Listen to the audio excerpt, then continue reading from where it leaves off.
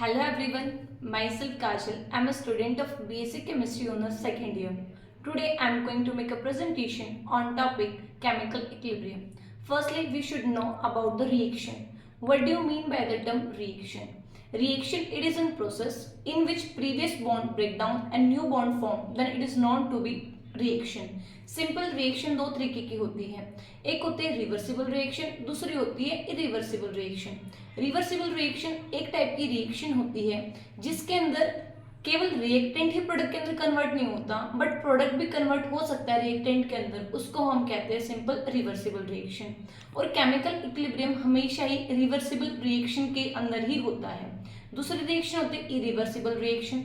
Irreversible reaction वो reaction होती है जिसके अंदर रिएक्टेंट ओनली प्रोडक्ट के अंदर बनता है, कभी प्रोडक्ट दोबारा से रिएक्टेंट के अंदर कन्वर्ट नहीं हो सकता है, उसको हम इरिवर्सिबल रिएक्शन कहते हैं.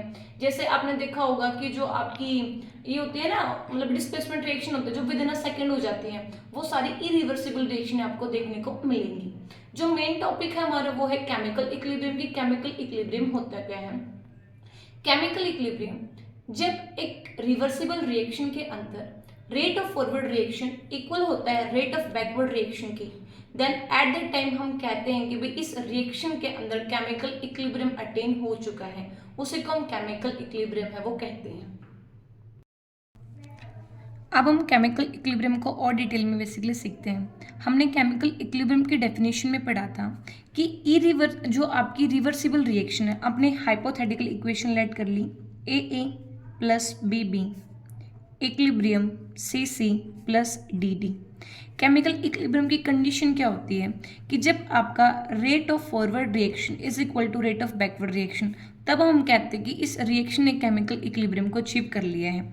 इसके अंदर जो रेट ऑफ फॉरवर्ड रिएक्शन है वो इक्वल है कंसंट्रेशन ऑफ ए की power a, concentration of b की पावर बी इनटू एक कॉफिशिएंट होता है जिसको हम कहते हैं coefficient of forward reaction k F.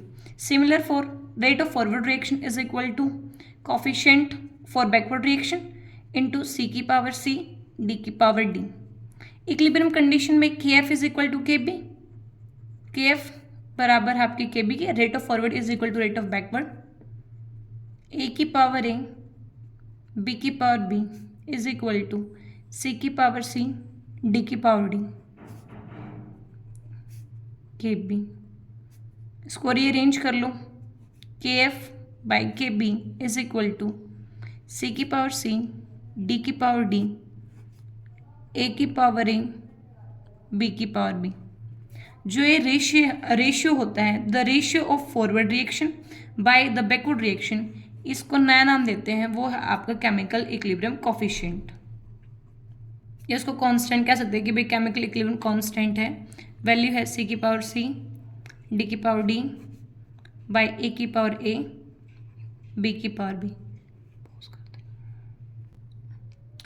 Important points क्या होंगे केमिकल इक्विलिब्रियम को जब हम स्टडी करते हैं? केमिकल इक्विलिब्रियम का जो फर्स्ट इंपॉर्टेंट पॉइंट होता है वो है concentration of reactant and product at equilibrium is constant.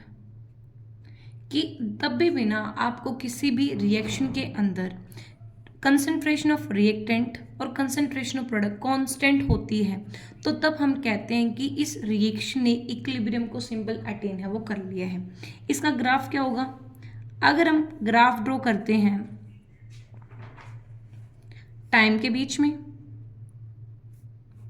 Time और रेट ऑफ रिएक्शन के बीच में,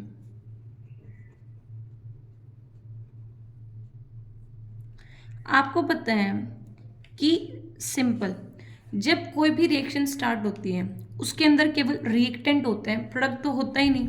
इट मीन्स इस पॉइंट के ऊपर रेट ऑफ बैकवर्ड रिएक्शन उसकी वैल्यू 0 होगी, लेकिन रेट ऑफ फॉरवर्ड की वैल्यू कुछ ना कुछ होगी क्योंकि उधर रिएक्टेंट है, प्रोडक्ट नहीं बना है. तो इसका ग्राफ आप क्या देखोगे, जैसे जैसे टाइम बढ़ता जाएगा आपका rate of backward reaction simple increase होगा और जो रेट ऑफ फॉरवर्ड रिएक्शन है वो डिक्रीज हो जाएगा. ये एक पॉइंट पे आके मिलेंगे, मतलब ये है आपका रेट ऑफ बैकवर्ड, ये है रेट ऑफ फॉरवर्ड। कि लेट्स सपोज करो पी पॉइंट पे आके मिलते हैं। पी पॉइंट का मतलब क्या कि भी इस पॉइंट के ऊपर रेट ऑफ फॉरवर्ड और रेट ऑफ बैकवर्ड इक्वल हो जाता है, रेट ऑफ बैकवर्ड। और यही बेसिकली कंडीशन है केमिकल इक्विलिब्रियम की। तो अगर मैं ग्राफ ड्रॉ करना लग जाए कि भी अगर आपको मतलब ग्राफ ड्रॉ करना है रेट और टाइम के बीच में, तो सिंपल आप यही ग्राफ ड्रॉ करेंगे कि भाई जब टाइम 0 था rate of forward reaction maximum होगा, लेकिन रेट ऑफ बैकवर्ड रिएक्शन 0 होगा। जैसे जैसे टाइम बढ़ता जाएगा वैसे वैसे रेट ऑफ बैकवर्ड रिएक्शन है वो ज़्यादा होगा और रेट ऑफ फॉरवर्ड बेसिकली कम हो जाएगा। एक पॉइंट के ऊपर जब दोनों ही rate of forward is equal to rate of backward, then हम कहते हैं कि भी हाँ आपकी रिएक्शन ने केमिकल इक्विलिब्रियम को अटेन है, वो कर लिया है। एक है रोल ऑफ कैटलिस्ट, कि कैटलिस्ट का इसके अंदर क्या रोल होता है उसके बारे में सिंपल हम स्टडी करते हैं। कैटलिस्ट है क्या? कैटलिस्ट एक सिंपल कोई सब्सटेंस होता है जो हम रिएक्शन में ऐड करते हैं, वो रिएक्शन के रेट को बढ़ा भी सकते हो, रिएक्शन के रेट को घटा भी सकता है। ये सिंपल दो तरीके का होता है, एक होता है पॉजिटिव कैटलिस्ट, एक होता है नेगेटिव कैटलिस्ट। पॉजिटिव के नाम से पता चलता है, मीन्स जो रेट ऑफ रिएक्शन को इंक्रीज करता है उसको हम कहते हैं पॉजिटिव कैटलिस्ट, और रेट ऑफ रिएक्शन को जो कम करता है उसको हम कहते हैं नेगेटिव कैटलिस्ट। अब हम बात करेंगे आपके पॉजिटिव कैटलिस्ट की। आप कहेंगे कि अगर लेट्स सपोज करो आपकी कोई भी ना रिवर्सिबल रिएक्शन, आपने हाइपोथेटिकल इक्वेशन ले ली AA plus BB it will give CC plus DD। आपने क्या किया कि कोई भी कैटलिस्ट है, ये आपके क्या थे, आपके प्रोडक्ट थे, आपने इसमें ऐड कर दिया। तो अब ये क्या करेगा, कैटलिस्ट का तो क्या क्या होता है, इसके रेट को बढ़ाना। तो भाई शायद ये ना हो जाए कि भी एक रिएक्शन पहले केमिकल इक्विलिब्रियम पे थी, आपने कैटलिस्ट डाल दिया, तो अब आप सोचोगे कि शायद ये रेट ऑफ रिएक्शन को अफेक्ट करेगा, लेकिन ऐसा नहीं होता। ये कभी रेट ऑफ रिएक्शन को अफेक्ट कभी नहीं करता है, क्योंकि ये दोनों में मतलब ये प्रोडक्ट और रिएक्टेंट, ये मतलब सॉरी ये रिएक्टेंट और प्रोडक्ट दोनों के ही रेट को बढ़ाता है और एक ही मतलब स्पीड से बढ़ाएगा। अगर इसका रेट है मतलब रेट ऑफ फॉरवर्ड है, उसने 10 की स्पीड से इंक्रीज किया है, देन ऑटोमेटिक है कि रेट ऑफ जो बैकवर्ड रिएक्शन होगा उसकी भी 10 की स्पीड से करेगा। मतलब आप क्या देखोगे कि अगर एक कंडीशन थी जिसपे आपका रेट ऑफ फॉरवर्ड बराबर है रेट ऑफ बैकवर्ड, आपने क्या किया कैटलिस्ट ऐड कर दिया, तो आपने 10 मिनट बाद देखा ना, तो तब भी क्या होगा, रेट ऑफ फॉरवर्ड बराबर रेट ऑफ बैकवर्ड होगा। हाँ इंडिविजुअली इनका रेट बढ़ेगा लेकिन इक्वली ही बढ़ेगा, तभी मतलब हम ये कह सकते हैं भी catalyst does not affect the rate of any reaction, because वो दोनों ही चाहे वो फॉरवर्ड हो या बैकवर्ड हो, दोनों के ही रेट को एक ही इक्वल अमाउंट से बेसिकली इंक्रीज है वो कर देता है। अब हम इसमें स्टडी करेंगे। हमने अब तक समझ लिया कि केमिकल इक्विलिब्रियम होता क्या है, उसके इंपॉर्टेंट पॉइंट्स जो हमें याद रखने की जरूरत होती है। केमिकल इक्विलिब्रियम के अंदर दो लॉ हैं, एक है लॉ ऑफ मास एक्शन और दूसरा है लॉ ऑफ केमिकल इक्विलिब्रियम। सबसे पहले लॉ ऑफ मास एक्शन समझते हैं कि लॉ कहता क्या है। इस लॉ के according to this law the rate of chemical reaction is proportional to the product of the active masses of the reactant. मतलब क्या है, एक रिएक्शन है hypothetically AA plus BB it will give CC plus DD। ये कहता है कि जो आपका rate of forward reaction individual निकालेंगे, रेट ऑफ फॉरवर्ड का अलग, रेट ऑफ बैकवर्ड का अलग। Rate of forward reaction directly proportional है, ये इसके एक्टिव मासेस हैं A, और जो इसका स्टोकियोमेट्रिक कोफिशिएंट है उसकी पावर आ जाती है B की पावर B।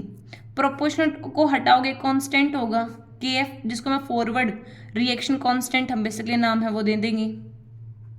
तो ये हो गया सिंपल आपका rate of forward reaction.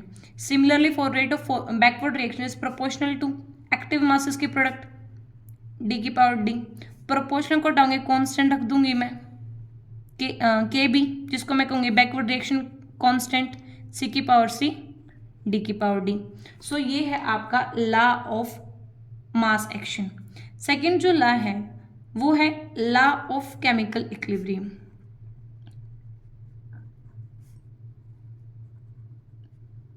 Chemical equilibrium ये लॉ सिंपल सेटिस्फाई करता है आपकी इक्विलिब्रियम की कंडीशन को। केमिकल इक्विलिब्रियम होता क्या है कि एक ऐसा पॉइंट जहां rate of forward is equal to rate of backward. इसने क्या ले लिया, मास एक्शन से आपने निकाला था कि रेट ऑफ फॉरवर्ड की वैल्यू क्या है, rate of forward is equal to KF A की पावर A B की पावर B। बैकवर्ड की क्या है, के बी सी की पावर सी डी की पावर डी। इक्विलिब्रियम, इस लॉ के अकॉर्डिंग इक्विलिब्रियम पोजीशन के ऊपर दोनों ही रेट इक्वल हो जाते हैं। Rate of forward is equal to rate of backward. Rate of forward की वैल्यू क्या है, के एफ ए की पावर ए बी की पावर बी। बैकवर्ड की क्या है, के बी सी की पावर सी डी की पावर डी। आपने इसको रीअरेंज कर दो, के एफ के b is equal to c की पावर सी डी की पावर डी ए की पावर ए बी की पावर बी। जो रेशियो है, the ratio of forward reaction coefficient to the backward reaction coefficient is equal to एक equilibrium constant जिसकी value होती है सी के, वो मतलब के इज इक्वल टू सी की पावर सी डी की पावर डी बाई ए की पावर ए बी की पावर बी। तो ये है सिंपल मेरा लॉ ऑफ केमिकल इक्विलिब्रियम, जिससे हम वैल्यू ऑफ के को कैलकुलेट है वो करते हैं। अब जो हमने वैल्यू कैलकुलेट की है इक्विलिब्रियम कोफिशिएंट की, उसकी इक्विलिब्रियम कांस्टेंट की, उसकी प्रॉपर्टीज के बारे में स्टडी करेंगे। The property of value of के। फर्स्ट, वैल्यू ऑफ के do not depend upon initial concentration of reactant, कि जो आपकी इक्विलिब्रियम कांस्टेंट की वैल्यू है वो कभी भी इनिशियल कंसंट्रेशन के ऊपर कभी डिपेंड नहीं करती है। It do not effect bye catalyst. Catalyst डालो या ना डालो बात सेम है, इसकी वैल्यू पे कोई भी फर्क नहीं पड़ेगा। थर्ड है, अगर आपने क्या कर दिया कि अगर आपने रिएक्शन को ना सिंपल रिवर्स कर दिया। रिवर्स का मतलब क्या है, आपकी एक रिएक्शन थी ए प्लस बी इक्विलिब्रियम सी, ठीक है।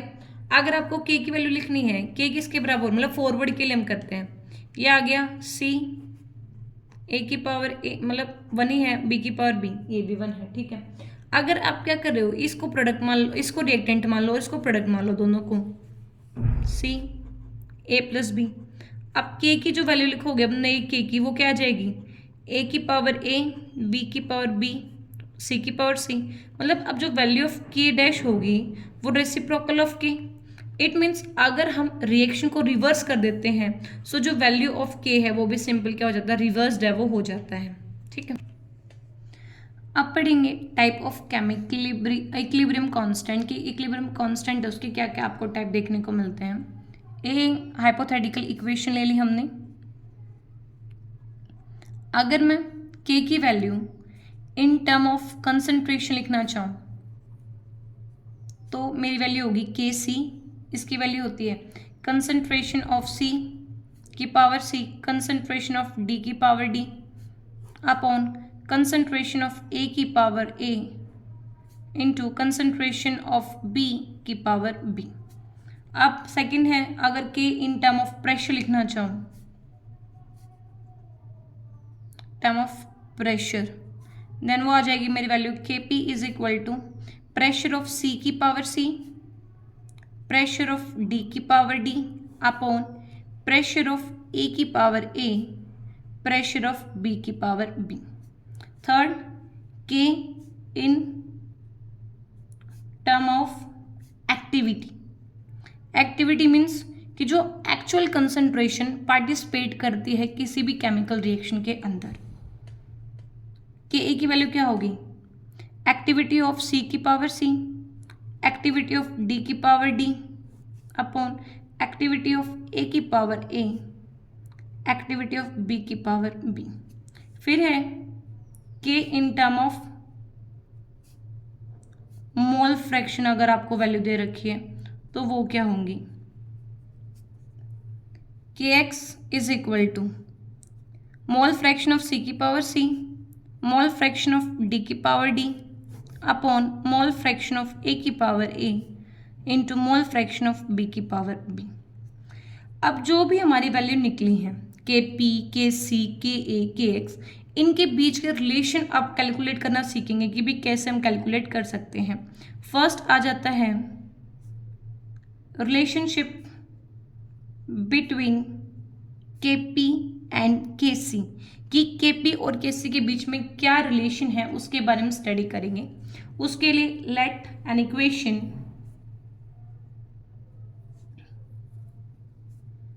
a की पावर a, b की पावर b, इक्विलिब्रियम c की पावर c, d की पावर d। आपको पता है कि अगर लेट्स सपोज करो सारी रिएक्शन प्रेशर के अंदर होती तो मैं Kp की वैल्यू लिखती। Kp की वैल्यू क्या आ जाती, वो होती प्रेशर ऑफ c की power c, pressure of d की power d upon pressure of a की power a, pressure of b की पावर b। इस रिएक्शन को हमने मान लिया फर्स्ट, कि रिएक्शन आपकी फर्स्ट है। आपको पता है we know that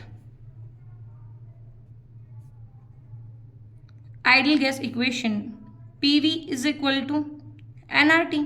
so pressure किसके बराबर आ जाएगा, कि जो आपका प्रेशर वो बराबर हो जाएगा N/V/RT। नंबर ऑफ मोल्स पर यूनिट वॉल्यूम उसको हम कहते हैं concentration. P is equal to CRT। तो 1/1 प्रेशर ऑफ A को हम क्या लिख सकते हैं, C concentration of ART। Similarly pressure of B को लिख देंगे CBRT, और प्रेशर ऑफ C को लिख सकते हैं CCRT। प्रेशर ऑफ D की वैल्यू आ जाएगी कंसंट्रेशन ऑफ DRT। हम सभी वैल्यू को फर्स्ट इक्वेशन में पुट कर देंगे। सो नाउ जो Kp की वैल्यू होगी वो क्या हो जाएगी, Ca concentration of C RT की power C, concentration of D RT की power D, concentration of A RT की पावर A, और कंसंट्रेशन ऑफ B RT की पावर B आ जाएगा। ठीक है, अब जो Kp आएगा वो क्या होगा, हम उसको अलग अलग सेपरेट आउट कर लेंगे। कंसंट्रेशन ऑफ C की power C, concentration of D की power D, concentration of A की power A, concentration of B की पावर B। इधर क्या रह गया, इधर रह गया RT। जो पावर है उनको ऐड कर देंगे क्योंकि जो आपका बेस है वो सेम है। नीचे क्या आ जाएगा RT A प्लस B। इस वैल्यू को आपको पता है, इसको हम क्या लिख सकते हैं, इसको लिख सकते हैं Kc means equilibrium constant in term of concentration. So Kp is equal to Kc। जब आपकी बेस सेम हो डिवाइड में हो तो पावर सब्ट्रैक्ट हो जाती है, C plus D minus A plus B, simple. और इसको क्या है ये, मतलब अगर आपको नंबर ऑफ मोल्स है, ये है डेल एन, इसको सिंपल हम नंबर ऑफ मोल्स ही कहेंगे, मतलब change in number of moles. Change in number of moles किसके बराबर होता है, number of mole of product minus number of mole of reactant. Product के क्या क्या है, प्रोडक्ट के हैं C प्लस डी, और रिएक्टेंट की क्या है A प्लस बी। तो सिंपल उसको change in number of moles लिख सकते हैं। सो जो आपकी वैल्यू आएगी वो आएगी Kp is equal to Kc RT की पावर डेल एन जी। ये सिंपल मेरी वैल्यू आ गई। सेकेंड रिलेशन है रिलेशनशिप बिटवीन के एक्टिविटी, फिर प्रेशर, और फिर जो आपका Kc है उसको कह सकते हैं।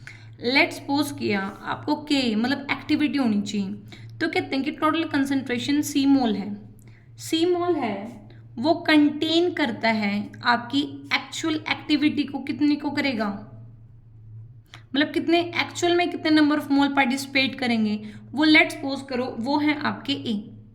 तो एक मोल क्या कंटेन करेगा, 1 मोल कंटेन A/C, और इस A/C को आप लेट कर लेते हो एक नया कोफिशिएंट जिसका नाम है गामा। इस गामा को उसने कहा कि gamma is equal to the activity constant, उसने नाम सिंपल है वो रख लिया। ठीक है, तो उधर से जो एक्टिविटी वो किसके बराबर जाएगी, कंसंट्रेशन इनटू गामा की। आपने फिर एक इक्वेशन आप लेट करोगे AA plus BB equilibrium CC plus DD, फिर Ka की वैल्यू, मतलब हम इक्विलिब्रियम कांस्टेंट की वैल्यू लेंगे इन the term of activity. Activity of C की power C, activity of D की power D upon activity of A की power A into activity of B की पावर B। ये आपको पता था। इससे हम 1 by 1 लिख सकते हैं। ये एक्टिविटी का फॉर्मूला C लैम्डा है, C गामा है सॉरी, तो के सी की मतलब के जो आपकी एक्टिविटी ऑफ सी है उसकी जगह क्या लिख सकती हूँ मैं, concentration of c into gamma of c, c की पावर सी। तो मैं as it is simple value put करूँगी, concentration of c gamma of सी की power c. Similarly for other, concentration of d gamma of D की power d, concentration of a gamma a की power a, और concentration of b gamma b b की power b. Separate out कर लो, concentration of c into concentration of D, इधर है gamma of सी की power C gamma of D की power D. इसको क्या लिख सकते हैं, सी की कंसंट्रेशन ऑफ ए की power a concentration of b की power B into gamma of a की power a into gamma of b की पावर बी। ये वैल्यू आपको पता है, इसको हम क्या लिख सकते हैं, K C. So K is equal to, इसको मैंने लिख लिया के सी, और इसको मैं लिख लूँगी के गामा, क्योंकि ये भी कांस्टेंट है एक तरीके का, तो उसको मैं लिख लिया के गामा। सो ये सिंपल आपका रिलेशन आ गया एक्टिविटी और कंसंट्रेशन के बीच में, कि जो equilibrium constant in a term of activity is equal to the equilibrium constant in the term of concentration into k gamma. But as we know from previous lecture, previous topic sorry, जो k सी की value है उसको हम क्या लिख सकते हैं, K C is equal to K P divide R T की power del n g. So इसमें पुट कर देंगे value, so K is equal to K P R T into del n g into K gamma. तो ये simple मेरी value है वो आ जाएगी, के ए मैंने इसको के पी की टर्म में भी एक्सप्रेस कर दिया और के सी की टर्म में भी एक्सप्रेस कर दिया। थर्ड जो रिलेशन है वो है रिलेशनशिप बिटवीन के x means equilibrium constant in a term of mole fraction with के पी एंड के सी के साथ हम सीखेंगे कि भी कैसे होगा। लैटेंट रिएक्शन हाइपोथेटिकल इक्वेशन आपने मान ली, रिएक्शन ही है ये c c plus d d. Term अगर पूरी रिएक्शन प्रेशर के टर्म में अगर लिखनी हो तो आप क्या लिख सकते हो, k p is equal to pressure of सी की power c pressure of D की power d upon pressure of a की पावर ए और प्रेशर ऑफ बी की पावर बी। ये आपको वैल्यू आपको पता है, ठीक है। आपने कभी भी एक रिलेशन पढ़ा होगा, we know that P is equal to X into P T. अभी वैल्यू क्या है, इस P को कहते हैं आपका partial pressure, partial pressure, X simple mole fraction,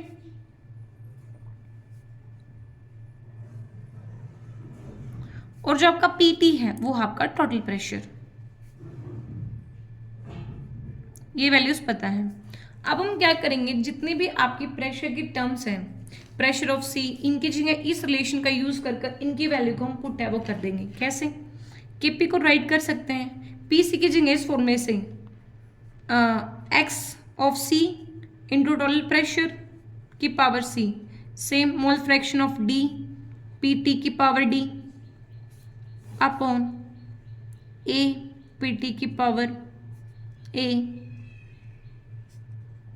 x of b p t जो आपका टोटल प्रेशर है बी, अलग अलग लिख लिया, एक्स ऑफ सी की power C X of D की पावर डी, और इधर क्या रह गया पी टी, बेस ए में पावर ऐड हो जाएंगी, एक्स ए की पावर ए एक्स बी की power B into P T, ये ए प्लस बी हो जाएंगी। इसको मैंने पढ़ा था, इसको मैं लिख सकती हूँ आपकी equilibrium constant in term of mole fraction के एक्स। ये पीटी है, सिंपल पीटी पावर सब्ट्रैक्ट हो जाती हैं, इसको हम लिख सकते हैं change in mole fraction. So k p is equal to के x P t del n g, simple मैं इसको लिख सकती हूँ। सो ये मेरा रिलेशन आ गया, के पी इज इक्वल टू के एक्स इंटू पी टी की पावर डेल एन जी। अब हम इससे एक रिलेशन से जो आपकी के पी है उसको मैं क्या लिख सकती हूँ, के पी इज इक्वल टू के सी, और इधर क्या था आपका आर टी की पावर डेल एन जी, ये भी वैल्यू पुट कर दे इसके अंदर, K C R T del n g is equal to के एक्स पी टी की power del n g. Rearrange करो, इसको मैं इधर लेके आ सकती हूँ कि जो आपका के सी है वो किसके बराबर होगा, के x P by R T, power same है तो मैंने कॉमन ले ली। आइडियल गैस इक्वेशन क्या है, P is equal to P V is equal to N R T, यही वैल्यू है। Number of moles let's suppose करो मैंने 1 ले लिए, सो P बाई जो आर टी है उसकी वैल्यू क्या होगी, 1 बाई वी।